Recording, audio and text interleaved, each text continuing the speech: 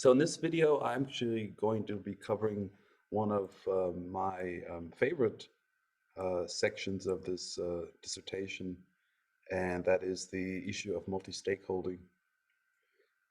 And in particular, we'll be dealing much with the personage of Franco Basaglia, an Italian psychiatrist who was a member of the anti-fascist resistance in the Second World War from Venice, his hometown, and was involved again with the um, the struggles there, and was a part of the partisan struggle against the fascists in the latter part of Mussolini's reign, and had many experiences within the very crumbling structure of the and infrastructure of the Italian psychiatric institutions. But anyway, actually, the main topic of this lecture is multi-stakeholding, and I wanted to maybe step back a few paces before getting into Basaglia and his role in changing the legal and institutional landscape in post-war Italy. So, to begin with, I did very briefly suggest that the cooperative principles have in recent years, and especially in their formulation in 1995, or reformulation, rather, I should say, attempted to include notions of multi-stakeholding. Although I have bracketed out the latter principles, principle number 6 and 7, which are concerned for community and inter-cooperation or cooperation amongst cooperatives.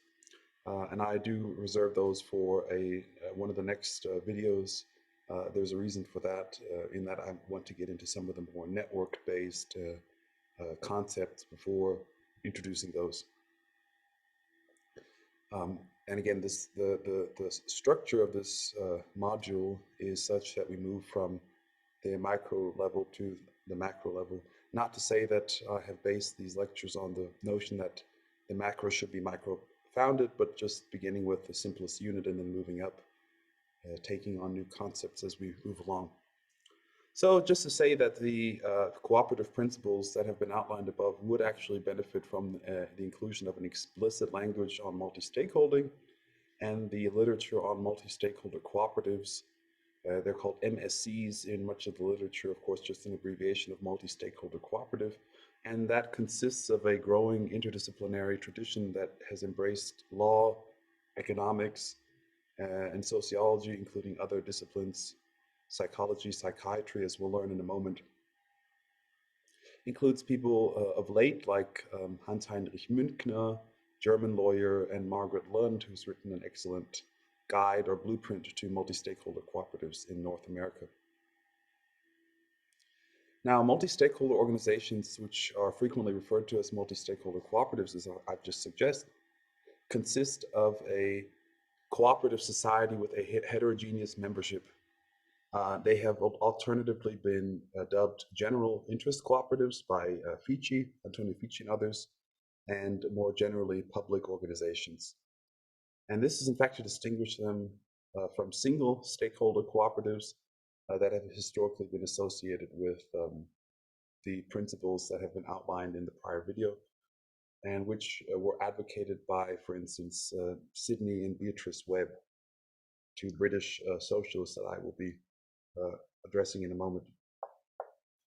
So while organizations with multiple stakeholder classes have surely existed throughout the centuries, and similar heterogeneity can be attributed to contemporary notions of multi-stakeholding in their genesis, the modern genealogy of these multi-stakeholder cooperatives can actually generally be attributed to the New Left movement of the 1960s and 1970s, and specifically to the reforms of Italy's psychiatric system in the 1970s. I've just very briefly mentioned that at the very beginning of this video.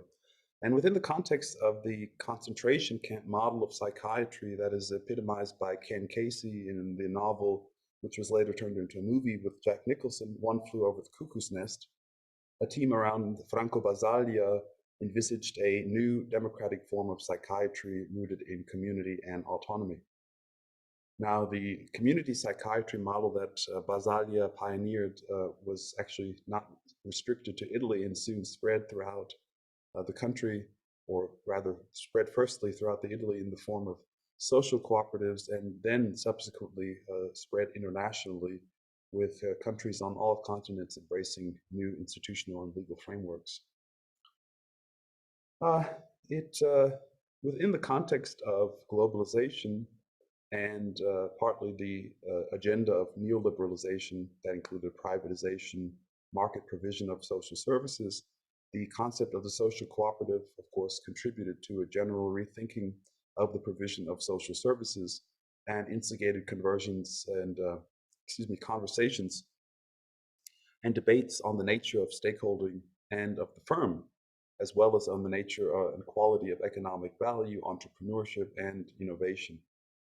Moreover, they served as legitimating devices and as a motor for more concerted and systematic thinking on the nature of multi-stakeholder organizations, both from an agency perspective, watching behavioral notions, as well as from the perspective of community development.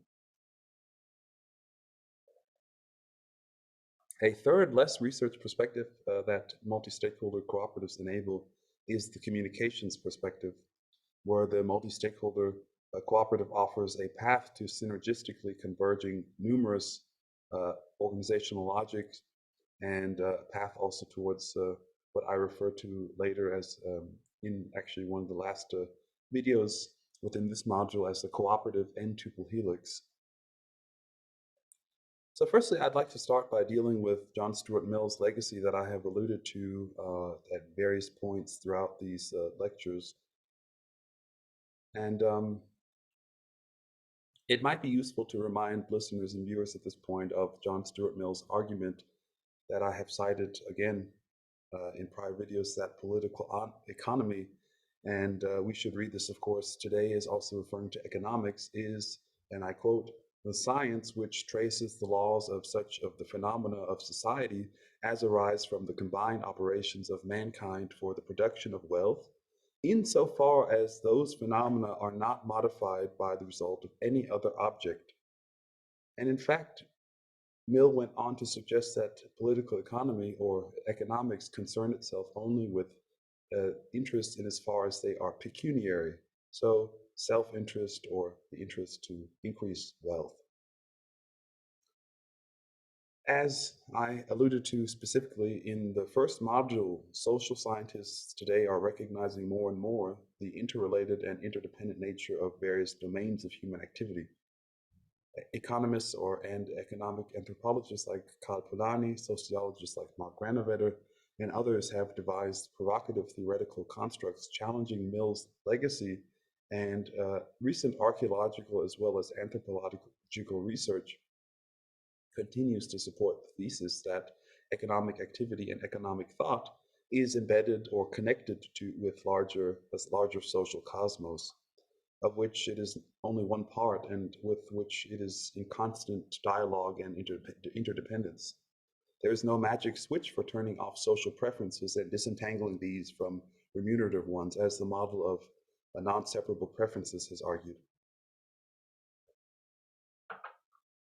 As Sam Bowles has pointed out, such thinking has led to policies that systematically crowd out social preferences and such undermine the ambitions of policymakers and exacting high costs on general social cohesion. Now, I've recommended Sam's book, The Moral Economy, in this regard in Module 1, and I can just reiterate that recommendation. Now, actually, I would like to move on to the role of Sidney and Beatrice Webb, who were pivotal in actually establishing the Fabian Society and the British Labour Party. The Webbs, and particularly Beatrice, were self-consciously professional people who actually had a tripartite conception of the world of labor. So they were intellectuals, professional intellectuals who saw themselves in some way as standing above the everyday quotidian struggles of working people and giving advice and outlining strategies. They, in fact, had a tripartite, what they called a tripartite conception of the world of labor, split between producers, consumers, and politicians. So this conception influenced their notions of trade, unionism, cooperativism, and party politics. In terms of cooperation, Harrison argues that Beatrice was in the process of disclosing that the cooperative movement was about a democracy of consumers rather than, as the cooperative movement itself obstinately supposed, about a democracy of producers. Sidney Webb, her husband, meanwhile, taught that the real import of the cooperative movement is not profit sharing, but the collective control of the consumer over industry. Indeed, the Webbs developed an extensive scheme of the division of labors, as they called it, according to their tripartite conception. Beatrice's discovery that the true sphere of cooperation's usefulness lay in the organization of consumers rather than producers was calculated, it turns out, to reduce rivalry with trade unions. And in the early 1890s, both Sidney and she actually went to great pains to persuade unionists and cooperators that they ought to abandon all pretensions to organize the process of production and look instead to the growth of municipal and state enterprise. The Webbs were highly influential in their strategic endeavors to separate the then still diffuse cooperative and trade union movement in the UK, and in channeling much effort to separating out both agency and communication into this tripartite conception. So I will also in a future video address why this this method had fatal implications for each of the three movements, and in practical terms, they're focused on what they called common bonds, like consumption, the act of consumption as binding consumers together, labor as binding workers together, and politicking, or however you might call it, binding politicians together, have had the effect of actually reducing the public orientation as well as the political impact, as I argue, of cooperatives. And it's thus reduced their immediate impact, or cooperatives' impact, and the cooperative movement's impact on the unfolding of a civic or public imaginary following Castoriadis, and has reduced arguably their role to more to a parochial self-help society. As Rory Ridley Duff and his co-author have argued, before the Webb's division of labor, the impulse had been to bring such work together in whole people by means of cooperative mutual associational forms working against capitalist divisions by which they were surrounded. So one only has to think of Robert Owen and his cooperative societies as an example, which combined working, living, learning, and other forms of social activity together under one rubric, a holistic concept of a new vision of society. And this impulse, challenged and fully realized, would have transformed, as the authors argue, the capitalist division of labor, transforming the meaning of and sites for government production and consumption. So they argue that actually the Webbs derailed the cooperative and democratic movements. So the influence of the Webbs on the 7 cooperative principles, 5 of which I've outlined so far, is clear. As the discussion has shown, it was only in subsequent Congresses that changes reflecting the public nature of cooperative enterprise were enshrined in the canonical principles. And clearly, the cooperative principles are of yet insufficiently oriented towards multi-stakeholder cooperatives, which are mentioned, in fact, in the notes, in the guidance notes, which I used in the above or prior lectures, and also which I more extensively refer to in the cooperative economy towards a stakeholder-led democracy, but which receive virtually no mention, or actually no literal mention, in the principles themselves, although they are implicitly alluded to. Ultimately, many organizations internationally are now aiming to heal the late 19th century organizational and conceptual split between producers and consumer cooperatives. Sidney and Beatrice Webb aided and abetted this split, as they did so many other modern divisions of labor. The Webb's work itself leads to politics as expert professional function rather than to politics as everyone's public fulfillment, as Yao has argued. Returning to the topic of moral economy, which I introduced both in modules 1 and 2, Robert Towney, R.H. Towney, also accused the Webbs of representing the baneful utilitarianism he had himself set to enmitize or polemicize against. As he suggested, as a young man in the same move that had distanced, rather as Tim Rogan argues, as a young man in the same move that had distanced him from the Fabians, Tawney had grown hostile toward the economic theories of Alfred Marshall, one of the founders of neoclassical economics. He came to regard the idea of an economic science of human behavior as, quote, twaddle, and he faulted the profession for the same thing he detected in the Webbs, fidelity to utilitarian reasoning in which the infinite value Tawney ascribed to human personality went unrecognized. Now, again, we come to one of my favorite topics, and I introduced this topic at the beginning of the video, which is Franco Basaglia and the rise of social cooperatives. As I mentioned, Franco Basaglia is actually until the present day associated with the legacy of social cooperatives. His contribution to the introduction of multi-stakeholder thinking in Italy is recognized by, among others, Diego Duto, who is the current director of Lega Coop Sociali, which coordinates over 15,000 of Italy's social cooperatives and their over 500,000 members to date. Duto actually names Basaglia as an inspiration. He, in an interview with me, called him a great revolution, or called his work a great revolution in mental health. In particular, the quest for humanizing mental health treatment provided the impetus for introducing new communicative structures, new structures of agency, and a new legal form to organize particular forms of service provision. Foote, in a very interesting biography of Basaglia published by Verso Books in 2015, contextualizes his Basaglia's professional ambitions within the parallel movements of anti and critical psychology, arguing that the disparate movement combines two aspects. Firstly, a critical approach towards traditional theories and practices of psychiatry, including Basaglia's desire to place diagnosis in brackets, and the frequent desire, on the other hand, to have the whole separation of patients and doctors undermined or abolished. Secondly, the second strand is that radical psychiatrists usually try to understand mental illness as a social creation.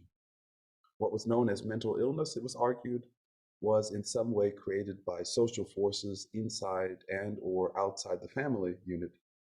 Certain strands of the movement therefore brought the spirit of anti-authoritarian revolt that was seen in the 1968 movement to the mentally ill and their caregivers. Now, again, I mentioned One Flew Over the Cuckoo's Nest, of course, is a popular representation of this importation of anti-authoritarian revolt into psychiatry. That could be an image that you could have in mind. Now, Basaglia's experiences in Gorizia are very interesting. And Gorizia is, in fact, I should say, a very peripheral city on the border, literally on the border between Italy and today's Slovenia. And in 1961, when Basaglia actually started directing the psychiatrical hospital there, was very much a part of Yugoslavia. And in fact, the border between Yugoslavia and Italy at the time ran through the actual hospital. So part of the hospital was in fact inside of Yugoslavia. It was here that the institutional battle over the fate of Italy's mental health asylums and the push towards new multi-stakeholder institutions actually began. While the story of Basaglia's tenure in Gorizia, Trieste, and other institutions he led and directly or indirectly influenced is very fascinating in its own right, and I do recommend readers to read the book by Foote. I actually only cover the barest details of, in fact, his tenure at Gorizia for time reasons. When Basaglia started in Gorizia, the role of the psychiatric hospital in the city was what it had always been throughout the 20th century in Italy as a whole, to incarcerate the mad, as they were called in Italian society, pazzi, and thereby to protect society. Custodia, custody, was what mattered, not cura, cure. Then the language of madness was important, with terms like manicomio, matti, pazzi, and alienati, reinforcing the degraded status of patients who effectively became non-persons and helping to codify the public mandate of psychiatry to defend society against the dangerousness of the insane. Therefore, in the eyes of Basaglia, patients were already less than human, merely surviving, according to Foote.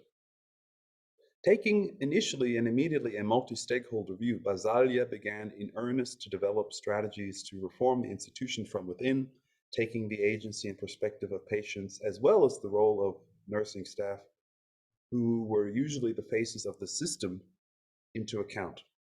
Moreover, integrating an approach that could be dubbed second-order cybernetic or discursive in nature, he became convinced that some of the eccentric or disturbing behavior of the patients was created or exacerbated by the institution itself. Foote comments that a distinct and specific Basaglian canon began to emerge in Gorizia, especially influenced by philosophical studies and research into the way psychiatric hospitals actually worked, including in the international context. This canon culminated in The Negated Institution, a worldwide bestseller whose influence extended well beyond the psychiatric community and which inspired discussions for social reform in the context of the 1968 movement. Now, I should recall one particular incident that occurred on the first day, I believe it was, when Basaglia was in Gorizia in the hospital, just as an example of this multi-stakeholder framing. And in this particular incident, which Foote recounts actually in his biography, the head nurse approached Basaglia, the new head of the hospital, with a list of patients' treatments, so medicines and punishments, particularly that were to be applied. And of course, the nurse saw this as a mere formality, whereas Basaglia actually on this day began a shift towards a new culture by immediately refusing actually to sign off on this routine, suggesting that he would like to see the patients himself and to learn about their conditions before he uh, approved any particular treatment, punishment, or otherwise. And of course, this led to these investigations that in the end then led to his book and other breakthrough achievements.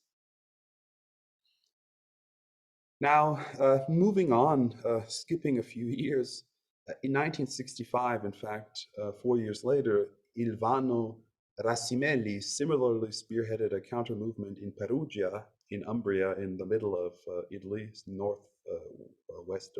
east of Rome, which is saw through one of the most effective and thoroughgoing reforms to mental asylums worldwide. And in fact, Perugia was very much advanced even decades later. Similar reforms efforts actually followed in Parma, Reggio Emilia, Arezzo, Trieste, and Rome, some, like Trieste, led by Basaglia himself. The momentum to change the landscape was growing. The path to Law 180 was then underway. By 1978, the climate around reform had actually been transformed by a decade and a half of experimentation, discussion, and debate. The Radical Party, stemming from the 1968 movement, had taken the anti-psychiatric campaign to close the asylums to the streets of Italy. It had organized a drive for signatures. In Italy's post-war Republican constitution, a plebiscite could be called if 700,000 signatures were gathered. Thus, this democratic device put pressure on parliamentary institutions to act.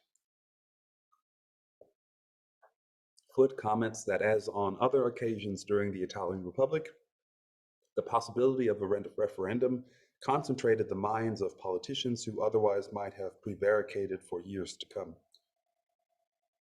This, in fact, due to the fact that if a replacement legislation was not passed by the 11th of May, then the referendum would take place. The result And again, I'm skipping a few sort of details of how actually the legislative procedures and rules were suspended, and this was made in a very rushed effort. But actually, very interesting process here of legislative innovation to rush through such a policy change. But which shows that when politicians are pressured and there are these democratic balances, counterbalances, countervailing forces, as John Kenneth Galbraith might say, that things can move very quickly. The result, again, was labeled by all sides as a compromise, considered a partial reform, quote, and not particularly radical measure in itself, but also as the only real reform in Italian history by Noberto Bobbio, and only in retrospect has it been seen as revolutionary. To the question of what is so revolutionary about the law, Foote actually answers very simply: the 180 law made people inside the asylums into Italians for the first time. Their rights were now guaranteed in line with the Constitution, they were equal before the law, and in the future, mental health patients would always remain so, in parentheses, in most cases. As David Forgax has argued, the law made central the patient's human and civil rights. Now, moving from this law to the actual construction of and spread of social cooperatives, I should say that Basaglia and others he worked with were motivated by humanistic principles and a moral imperative. This moral imperative and these principles have shaped with social cooperatives that have actually been part of the history. Italians, excuse me, I will restart that sentence. I don't know. This moral imperative and these principles that have been shaped with social cooperatives has been part of Italy's social service landscape since the late 1960s, and whose mission is to help marginalized people, including but not limited to those with mental health issues, by reintegrating them into society to work with these people together in a democratic economic structure, says Diego Duto, head of Lega Coop Sociali. He continues, in particular, to work together with the same rights and doing some service. Basaglia said of his planned takeover of Lazio's health system. Lazio, of course, is the capital region with Rome at the center. I will go to Rome to take on a different kind of task than that in Gorizia or Trieste. We now need to apply the law of the state as opposed to working towards reform. Moreover, he expressed skepticism about the battles ahead. Quote, the plan assumes that there is already a democratic health reform in place, a democratic culture. But in reality, the people are what they are, the doctors are what they are, as are the hospitals. Indeed, it would take until 1991 until the final law on the creation of new localized social cooperatives was put in place, that a new system was actually present to replace the old asylums. I should also mention in passing that Basaglia actually never went to Rome, as he died in 1982, and was never able to actually see through the law.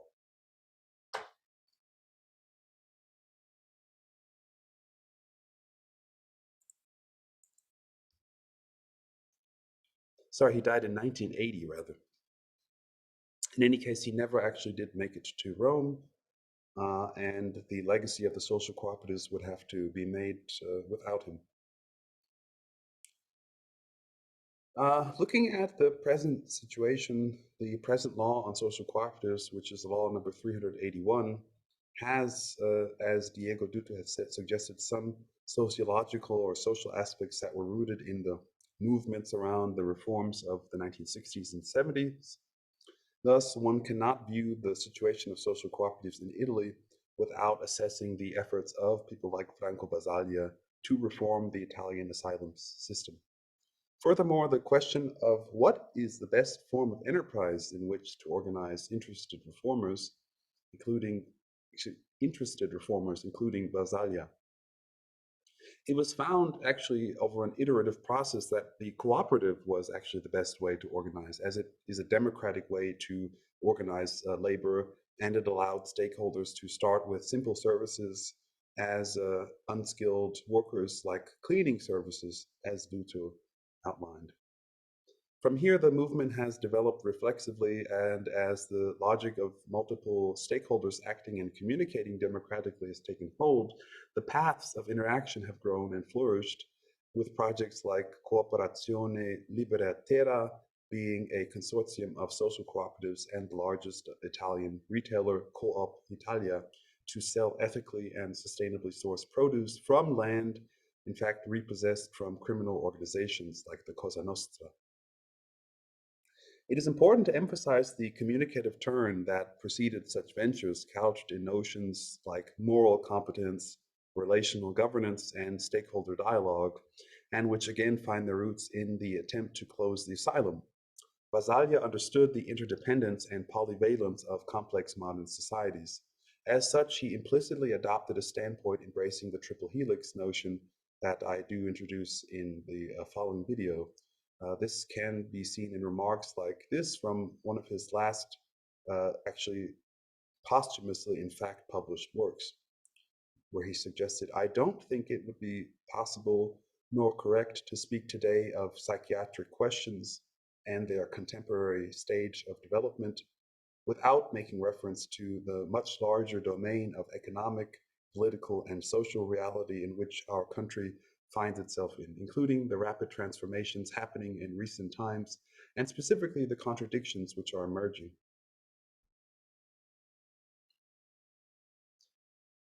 So moving on to formalizing these concepts, the concept of internalization, I think, is a fascinating one, and particularly stands against the notion of externalities that is so frequent and common in economics jargon. And in fact, it refers to the capture or alignment of two processes, the first of which, while affecting the other, is not guided by those effects. Thus, internalization refers to, in organizational theory, what is called co-optation. And I introduced this notion in a prior video. In fact, since the 1970s, a strand of literature actually has attempted to situate organization in relation to the environment and ecosystem in which it occurs. And one can say that this strand of literature goes back much earlier, possibly to the 1930s, to people like Kurt Lewin, who was a social psychologist working in many ways on similar research agendas, talking about Gestalt and field theory. This strand attempts actually to move beyond the atomistic firm of transaction cost economics. One of the fundamental propositions of this research design revolves around internalizing externalities. Thus, by having members of a hostile subaltern community serve on ceremonial boards, much of the intensity of outrage or resentment experienced by that community is reduced by being channeled, in theory, to loyal fora, so argues Jeffrey Pfeffer and Salanzig. They introduced this concept of co-optation, of which interlocking directorates or arranged marriages in royal houses are example. It is described as a strategy for accessing resources, exchanging information, developing interfirm commitments, and establishing legitimacy. In other words, it is a strategy for internalization. Pfeffer and Salanzig use a situation as at a large state university in the early 1970s as an illustration. And in fact, in this situation, there was a lot of criticism as to the placement of women into strategic positions, or in fact, the lack of women in strategic positions. There were a number of notable feminist actors in this regard, and particularly the spouses of some of the university's directors were a part of this effort to involve and integrate more women into the administration. The result, the university actually created a sort of a board for gender issues that was officially associated with the university and given certain prominence and invited to certain board meetings. So they were the critics or the protesters, so to speak, were co-opted. They were invited into a legitimated forum to express their and redress their grievances. Now, Pfeffer and Salensig actually argue that the result of this is that participation, they say, it seems, has two effects. First, persons become committed to organizational actions because they are identified as having cooperated in their formulation. Second, persons become committed to the organization to maintain their perceived access or influence. It becomes possible for individuals to justify going along on the basis that if they did not participate and comply, things would be even worse, and that it is worth some level of compromise to maintain the limited degree of access and influence that has been granted. So, a multi stakeholder or public mindset is clearly a behavioral approach to internalization or co optation.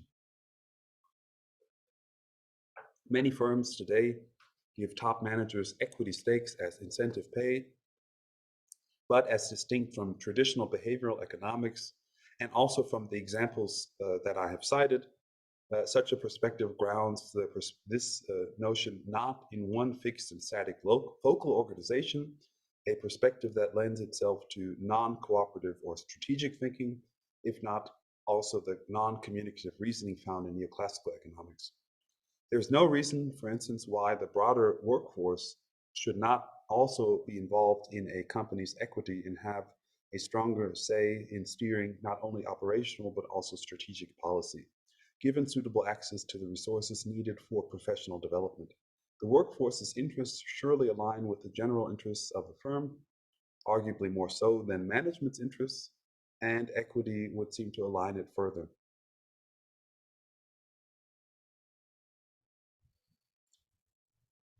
Um, there is something to discuss here on the dynamics of the knowledge economy.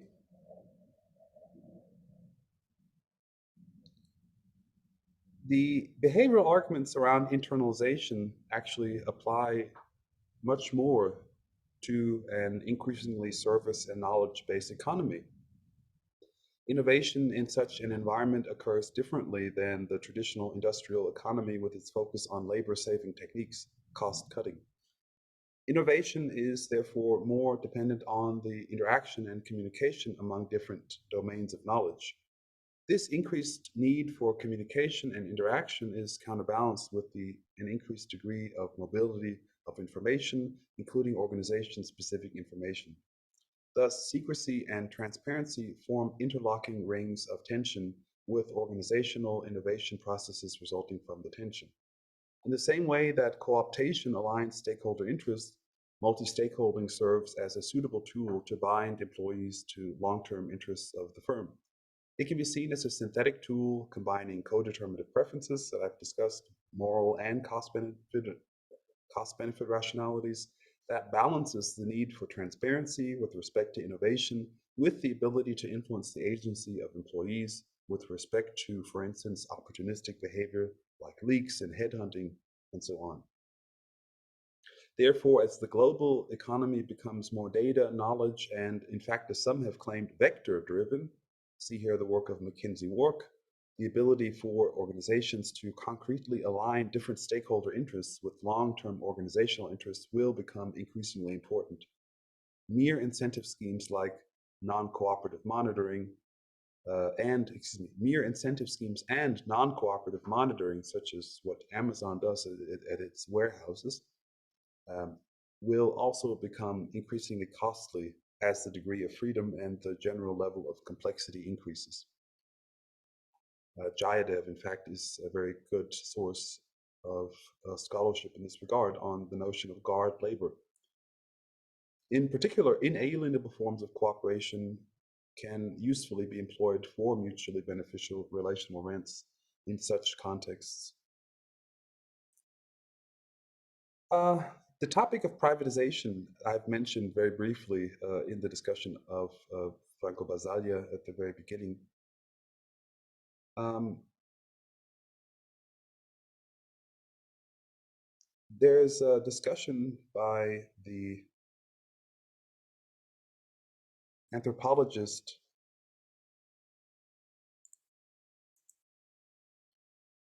James Ferguson, who talks about uh, the potentials and dangers of neoliberalism. And in fact, he asks a question that's a bit provocative, asking, are the neoliberal arts of government that have transformed the way that states work in so many places around the world inherently and necessarily conservative, or can they be put to different uses? Examples like social, community, and solidarity cooperatives that I do get into in the very last module arguably offer a glimpse of a co-optation of the neoliberal policy towards the end of facilitating and expanding civic imaginary via increased self-determination, self-management, and a general autonomy of local communities. Thus, cooperatives can potentially serve as an elegant alternative to the withering away of the state in austerity. Cooperatives can also bid in public offerings where they should receive preferential treatment as locally rooted social enterprises. Of course, such policies can be legitimated by the fact that they maintain control over vital infrastructure in local and often in community hands if organized correctly. And certainly they should not be seen as an alternative to state influence, but certainly can be a part of a spectrum of policies that are conducive to increasing and deepening democracy. So to conclude this lecture, the question that I ask, are public organizations tools for expanding the civic imaginary? The ambition of this lecture and in the past few has been to initiate an inquiry on the nature of economics if it were to be reconstructed along similar lines to Polanyi's attempt to rediscover and rehabilitate Adam Smith as a co-determinative thinker, embracing both cost-benefit calculation and a moral prerogative as motivators of human agency, preference formation, and socialization. This effort has focused on network approaches and emergence, as well as focusing on communication in its role in facilitating expectations. The potential for social cooperatives and other forms of multi-stakeholding certainly will reveal themselves in coming decades as social crises like the crisis of inequality and that of climate disaster will present themselves and rear themselves in ever more present forms. I hope this short introduction to the notion of multi-stakeholding has been useful, and we'll continue in the next video beginning to outline the notions of network approaches and ecology that I conclude this third module with.